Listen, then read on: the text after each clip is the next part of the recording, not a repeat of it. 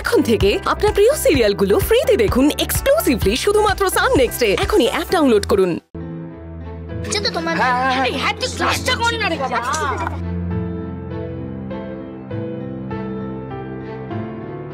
Good morning Shreya. Good morning ma'am. একটা ভিখিরি ছেলে এর থেকে আর বেশি কি বানাবে? ছোটর একটা মূর্খ অপগন্ধ, ওর কি বানাবে? শ্রেয়া, এবার তুমি দেখাও কি বানিয়েছো।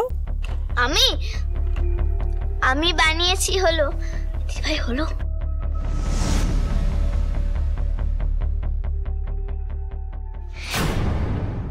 ম্যাম, আমি বানিয়েছি হলো আমি বানিয়েছি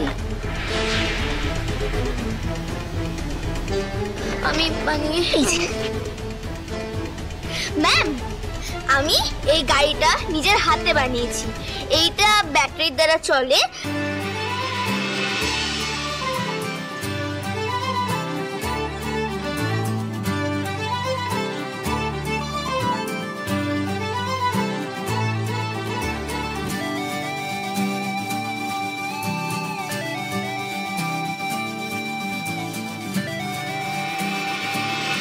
এক্সিলেন্ট, তোমার প্রজেক্টটা তো সব থেকে ভালো হয়েছে। এটা সিম্পল কিন্তু খুব ক্লেভার ডিজাইন, তাই আজ এই প্রজেক্ট প্রেজেন্টেশনে ফার্স্ট হয়েছে শ্রেয়া মুখার্জি।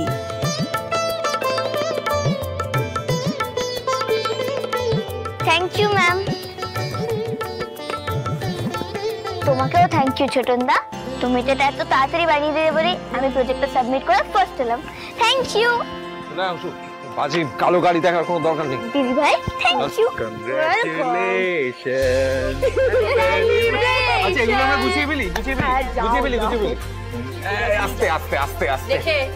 দারুণ কাজ করেছো বৌদি। চলো চলো চলো চলো চলো চলো চলো। আজকের ঘটনা থেকে এইটুকু বোঝা যায় যে অংশু শ্রেয়ার নিজের ভাই হতে পারে, ওদের মধ্যে রক্তের সম্পর্ক থাকতে পারে, কিন্তু কিন্তু কোনো মিল নেই।